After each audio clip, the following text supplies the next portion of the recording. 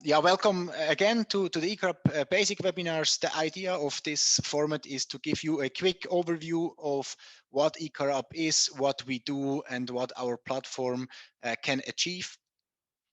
Some ground information. eCarUp is the daughter company of SmartMe and focuses on e-mobility.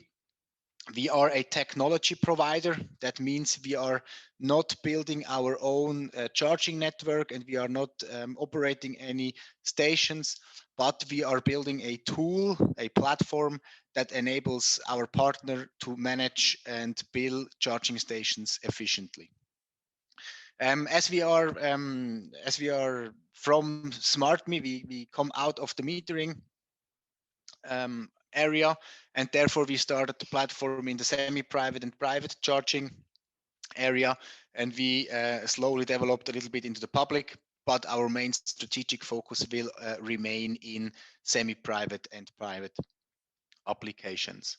As you probably know, e-mobility will play out mostly in the multi or at home and at work, where most of the cars stand for a very long time and where we have enough time to actually charge them with relatively low charging power. E-mobility is expected to grow extremely fast within the next couple of years, especially countries like Norway, Sweden, Denmark, and in Switzerland, it's already a steep curve from new electric cars, but the rest of Europe is expected to follow as the new electric cars are more efficient. They are less CO2 polluting, and they are probably also cheaper for when you look at it for a whole lifespan of the car. At least in Switzerland, where there is a lot of renters, there we expect that 85 to 90% of the charging will be at home or at work, and this means mostly multi-apartment buildings, yeah, in offices or in private tenant buildings. This is also why we are planning to focus on these areas. There, however, is a challenge, notably that in this semi-private and private area, there are a lot of different use cases that the chargers have to fulfill. We have, for instance, tenants that need easy solutions to get their electricity billed. We have homeowners who aspire to connect charging to their solar production or their smart home systems. We have real estate companies that have to manage and bill different chargers to different groups. They have probably SMAs as their renters. They have also private tenants, and they need solutions also to manage all of these chargers, also in different locations if they operate multiple buildings. And we, of course, we have the SMAs, which traditionally start early with electrification because they put their company cars on electric. Yeah, and also there you need billing and managing tools in order to bill electricity that has been charged at home for sales reps, for instance, or also like for company cars, for customers, and so on and so on. So this means the chargers will be built in different environments and they need different solutions. And this is why eCarUp aspires to develop a universal and flexible platform. This means, first of all, that we are aspiring to be hardware independent. We aspire to include or to be able to include all of the charging manufacturers in our platform, and we can do this in several ways. First of all, we can integrate chargers with the traditional Ocpp 1.6 JSON protocol. I will tell you a little bit more about this later, but it is basically a standard interface that is used for the communications between a charger and a backend such as eCarUp. We can also include more intelligent charging system directly cloud to cloud with API interfaces, which allows to do more than the standardized protocol functions of Ocpp. And we also have certain stations that have our meters included from SmartMe, where we also have our own charge balancing, load balancing algorithms in order to be kind of the back end, not just for billing, but also for steering and controlling the electricity at the chargers. So the idea is that the customer or our partners can flexibly decide which hardware they want to use, suited to their individual use case, and then connect it to eCarUp. And once the charger is connected, you have a growing number of tools that allows you to kind of build these use cases here. So for instance, you can decide whether the charger is publicly available, whether it is just available for a limited group of users. You can optionally put it on the hub-checked roaming network in order for other charging networks to also find it. You can set special users with special times. You can also differentiate along times. So you can, for instance, say only employees, special users can actually use the charger between 7 in the morning and 5 in the evening while they are working. But during the nights and at the weekends where the company chargers would not be used in anyhow, everybody else can charge, but maybe for a different rate. And so you have multiple tools to individualize and to customize your charger. So we have now chosen our manufacturer of choice. We have configured it to our use case. Now the drivers can find it via the eCarUp app, which is free in iOS and Android. You can find chargers on a map. You can unlock them with the press of the button. It will tell you how much it costs. And you can, if you want to, also pay directly via credit card. Here we use a concept, from Uber or Airbnb, where basically the users put a credit card as a payment option into their account. And as soon as the payment has been, or as soon as the charging has finished, the money will be taken off the credit card and directly credited to the account of the station owner. This is very important because this means the money is never eCarUp's money. It belongs directly to the station owner, which means that we are fully legal regarding all of the money laundering regulations in Europe. It's also fully automated. That means you do not have to worry about sending invoices and collecting money, but this will be done by the system automatically. We have a web portal which allows to actually configure all these parameters that I have mentioned before. So you manage stations and users. You can you can put your station into groups, etc. And I will show you this afterwards quickly, how this can look. And we also have a policy of open interfaces. So you can also, of course, extract data and use it in any kind of third-party system, especially popular at the moment are these ESA and MS-Cons tools, which are basically interfaces into the utilities billing systems, which allows them to send power bills, including e-mobility, to their end customers. This architecture of the system allows for several billing options. However, I have already briefly explained how the credit card works. It is one of the most popular used billing options that eCarUp users apply. This means that it's fully automated. You don't have to worry about, and it's always made sure that the users actually have to pay for the charges, because if they don't, we will actually limit this user until he has paid off his debt, and then he can start normally charge again. You can, of course, include the whole chargers into the SmartMe billing tool. This is, however, a niche solution, because you have to have SmartMe meters also inside your billing, which in Switzerland now is the case more and more often, but here in the English-speaking area, probably there is like a 99.9% chance that that is not the case. We have also manual reports, so you can get reports for stations or for users. So if you define special users for your stations, you can then find out how much they have charged, and you can use this information for billing on, I don't know, a apartment building bill, or in the salary bill, or however you want to. It means though that you have to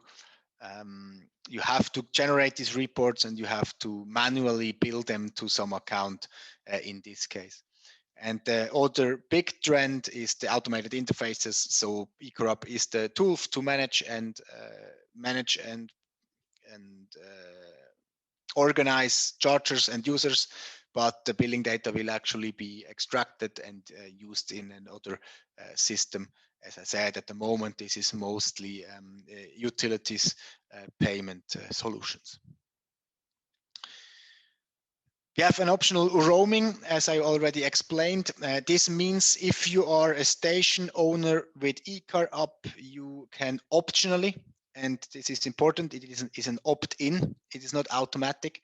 It's an opt-in that your station is also available on the Ocpp interface. Ocpp means this is a German network that aspires to connect all different charging networks, and it means that a user from some other network can actually find this charging station in his own app and can unlock it also direct with this app or this RFID card, and also pay via this solution owner or this payment solution.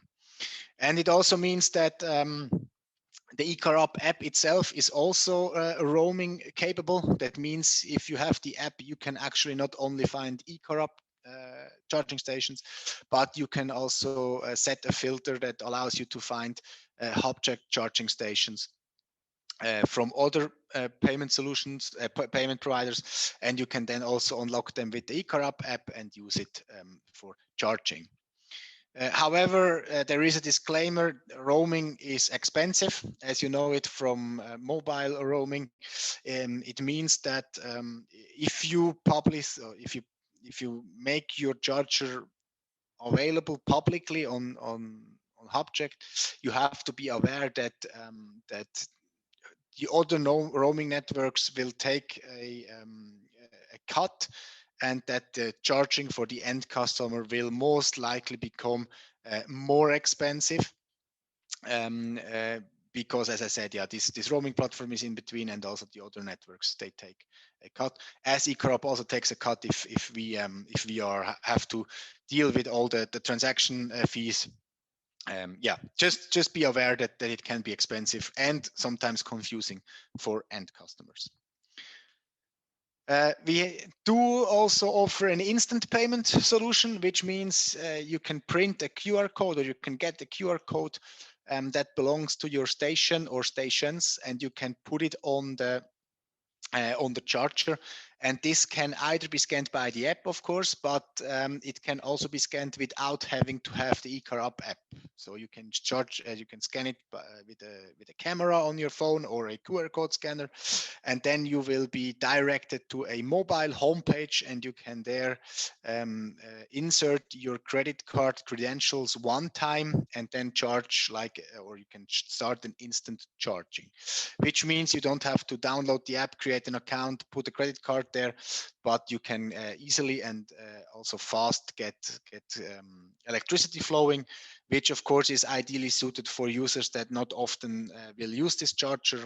This is made for public applications, like in Switzerland ski resorts. You don't want to always download the app that is managing these specific stations, and with this you have an easy way to get power anyhow. And also it does help to resolve this issue, this roaming issue a little bit, because the user has actually always an option to use the direct payment channel, which is cheaper. So it is his decision whether he wants to go through this process and pay less money, or if he prefers his own provider and takes into account that it could be more expensive.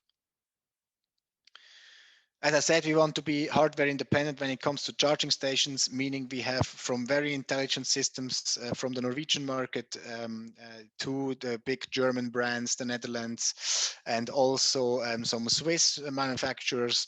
We have all of them. We also have DC chargers from ABB, EVTech, and Alpitronic, which are three of the big players in this market. With the idea that you can manage different styles of chargers in one software. Then we will now launch our own charger in the summer. This means we will still be hardware independent. We will still support all of the other hardware suppliers, but we will give our users an option to buy this charger, Pico charger, which kind of is the result of our experience with electrical mobility and what we think an electric charger will need in the future. Yeah, it will have an MID certified smart meter at some point, which means that the billing is, or the metering or the billing is relevant or is like certified. It will have also the open interfaces that you can actually connect also this charger directly to third-party systems. Smart home is here an interesting use case, or also again any kind of third-party billing system. And we have a very advanced load balancing, load management system, which will also include phase balance. So we will balance out if there is too much power on one single phase out of the three that are connected. It will also have the option to have Wi-Fi or mobile connection. We'll have a large display that can be customized to some extent, and it is already ready for the ISO 15118 power line communication, which in future will be the standard for the communication between the charging station and the car, meaning that we in the future will be able to read out more data like how much battery capacity is in the car, the ID of the car in order to identify users and stuff like this. Yes, so as I said, this is just one more option we give to the customer to use, and it's done, or it's geared towards use in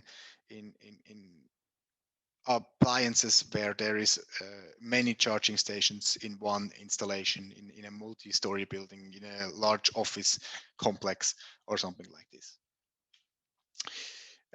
Yeah, as I said, I will quickly go into the Ocpp interface because this is a very commonly asked question. Ocpp stands for Open Charge Point Protocol, and if you remember, this is one of the ways how we can integrate chargers, most of them actually. So all of the German, the Netherlands, and all of the big charging manufacturers, they use this Ocpp standard, which means it's Open Charge Point Protocol. And you have to be aware that this is a session-based billing protocol that originally was developed for public charging, meaning we can read out certain metering data and then use this for the management of our stations. It is kind of standardized, but not fully. So every hardware company or every charge supplier handles it a little bit differently, which means that we cannot automatically guarantee that every Ocpp station will automatically work with eCarUp, but we have to test them, and we will then actually also we will then have step-by-step guides on how to integrate a specific charger to eCarUp. It is, however, used worldwide for the management of e-chargers, and you can see, as I said, basically the backend, in this case eCarUp, there is the Ocpp standard that communicates with the charging station, And then, as I said, this ISO 15118 is then the protocol that communicates between charging station and car. And of course, the backend has to be able to also process data from here and data from here, which is the big challenge in the next coming years if we are to make electric mobility a lot easier for the end customers. The installation of OCPP stations in eCarUp is very easy. It's also free of cost.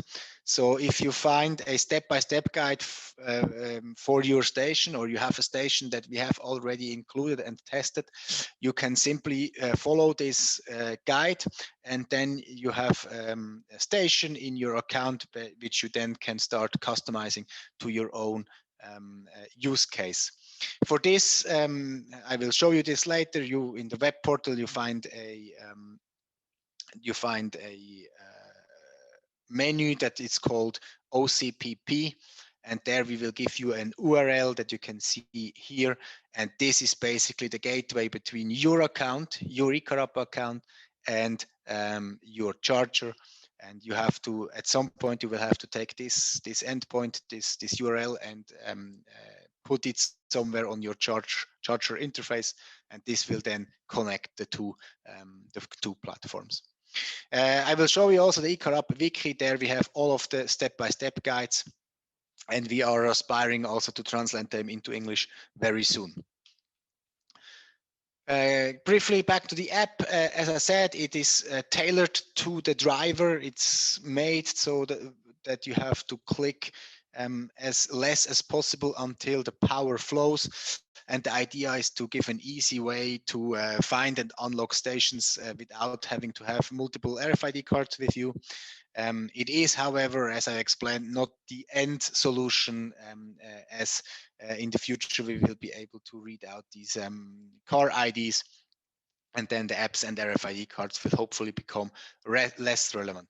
But for now, as I said, you have a map. You can find your nearest chargers. You will actually only be shown the chargers that you have access to. So you can find all of the ones that are publicly available and the ones that you have been defined a special user for. And if other users that are not special users to this specific chargers will not even see it, so they cannot mistakenly drive there and then find it and not get any power. So you will actually have a customized map where you can only find chargers that are available to your account. The web portal I will show you live afterwards. This is basically where you manage all of the chargers, as I said already. And as I already said, we have a set of free basic functions. So if you connect chargers to our backend, there is some functions already included. This includes grouping stations, defining special users, defining opening times and stuff like this. And I will show you this also afterwards. And then we have additional modules that you can get per charger. This is reports. This is load management. If you have a charger that includes one of our meters, otherwise you don't need it. There's a maintenance license in order to have advanced communication to your OCPP charger, and we have a role and rights package, which includes that you can share your chargers with different accounts, and that you can actually, the different accounts can manage one charging installation. You can see the prices here. Basically, you have always the choice between a subscription and a one-time fee. And as I said, you take only the ones that you need for your own specific use case and per charger. So basically, it's a pay for what you get kind of model. And as I said, everybody can always use the basics functions when they include a charger into backend, into eCarUp. We will send you these slides in the end of the webinar, which means that you also have these prices again on paper or on your computer to see it again. The reference is Energietun, which is a Swiss utility. They have done everything from private chargers that are built with the power bill to semi-private chargers for SMAs and other companies, to fully public chargers, also DC chargers in their city center via the eCarUp platform. They manage everything with our tools, and they are therefore they can manage and administrate the whole city for the electric mobility for the whole city via our eCarUp solution. If you're interested, there is a video. It's in German though, and we also have a reference where you can actually see what an individual charger in a tenant's building costs and what the billing services includes. And there we already start with the live demo. Let me quickly get the account ready. Quickly go to the English.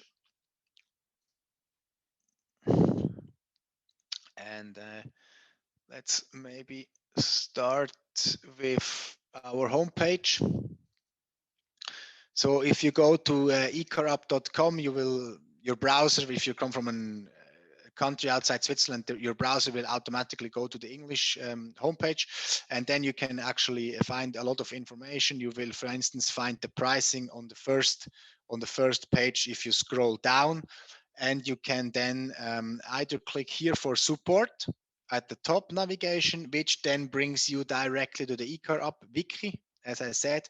And also here we have an English version by now, and you can then find, as I said, these OCPP chargers, and you find step-by-step guides on how to include these specific chargers that we have listed here into your eCarUp backend. Let's take a popular example like Keba. Here, basically, we tell you what to do, where to connect to your charger, and where in this interface to put what information in order that the inclusion is successful. And if this happens, as I said, a charger is then created in your eCarUp account. In order to access this, you can here click we are back on the homepage now. You can click to log in, and then just log in with your account. You can create an account for free also here, and you can then just log in. I will use our Office account in this example. There are a lot of test devices that are not active at the moment, but we have a few that are actually working in our parking spaces, which I will show you. So first, what you will be shown is the dashboard, where you have a quick overview of what's happening at your chargers. You see the last chargings, and you actually also see how much money you have earned with your chargers. This meaning that this is the money that has been transferred via the credit card payment function. This does not include like reporting or if you have automated billing tools, because then there is no money actually flowing over the platform. But if the users pay with credit card, you will actually see this here in real time, how much you have earned. You can then go to the stations, and you can then here, as you see, you can manage them in groups. And we have here, this is our office address. And you see we have two chargers there, 11 and 22 kilowatts. And here I can now start individualizing it for me. If I edit the connector, I can give it an additional name that the users then will see in the app before they unlock it. You can define the type that it is, you can the max power. You can here, as I said, you can optionally put it on hub checked if you want to. If you do so, you have to choose one of our pricing plans, because Hubcheck is not very flexible when it comes to pricing.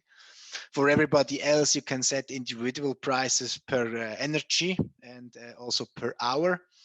And then you can also define this access type. So you can say it is a public charger, is a limited charger, or is a private charger. Limited means only defined special users can actually use it. Private means only the account that owns it can actually use the charger. And you can then define a list of special users with individual prices. And you can also define opening times. Here we have the example that our building is actually closed until 7 in the morning. Only people with keys, so us, we have access and we can actually unlock the chargers because we have it unlimited until 7 o'clock. But afterwards, the garage or the parking spaces are publicly available. There's also a big supermarket, and so everybody can start charging, which regularly happens as well. And then you can see as soon as the supermarket closes and the parking spaces are closed again, then only our employees or our best partners that we have put into the special user group can use the chargers. Yes, so this means here you can also define where your charger is on a map so others can find it. You can see this is our building in Rotkreuz. It will actually also show you all the other chargers you have, so you can group them in nice order. And you can then define, as I said, you can find your OCPP URL in order to include your charger. You can create your own QR codes for your chargers if you want to put them on the chargers, or sometimes in hotels they put it also at the reception, so you can unlock it from there, stuff like this. You can create the reports if you have the additional license for station and for users. So you can either choose several stations and get a station report, or you can choose several stations and get a user report. So you can also have pool stations where you have one user charging at multiple chargers, and you just want to find out how much he charged in general, which is popular in like work environments where you have people that charge at home and at the company, and you have to have a total in the end. As I said, there's the maintenance tool where you can send, if this is limited to OCPP chargers, but it means you can send, for instance, if you have connectors or cables that are locked, you can reset devices, you can change configurations, you can do firmware updates over FTP servers to the chargers and stuff like this. And you can also read out the logs, which is a very powerful tool if there is malfunctions, that you can find out what the problem actually is. Yeah, you can do some stuff to your account. You have to put some information to your account. Also, especially if you receive money, you have to identify yourself, because the law requires us to know who this money belongs to. Again, this is because of the money laundering regulations that are getting tighter and tighter throughout Europe. And yeah, we also have some functions for the driver. So drivers can also log in here. They will have 0 stations, but they can still find out how much they have charged, can look at their charging history, and they can connect RFID cards with their account, which means, for instance, if Dave's Tesla card here, for instance, has this tag, and this tag ID will then be connected to this account. And if the charger has a RFID module, you can then actually use these RFID tags in order to activate the charger, meaning that we will just see, so if this tag tries to identify, we will see if this account has the right to actually unlock the charger, and then also credit it to the credit card which is connected to this account. We do not, however, have a central RFID management tool, and we also do not have our own RFID cards that we give to customers in order to charge at the chargers. This has to be done by the customers themselves or by the partners themselves, which is a bit more work when including it, but you have also the flexibility that you can use the RFID cards of your choice. So if you have, for instance, a batch authentication system in your company and you want to use the same for identifying at the chargers, you can just use these things, and you don't have to take the ones that we actually predefine. So this is the most important about the web portal. I have already shown you the wiki and the homepage where there is a lot of information, and we will send you the links with all of all of the slides in after this webinar, and we have also recorded this webinar, and we will actually then put it on the wiki in order if you want to review certain parts of it.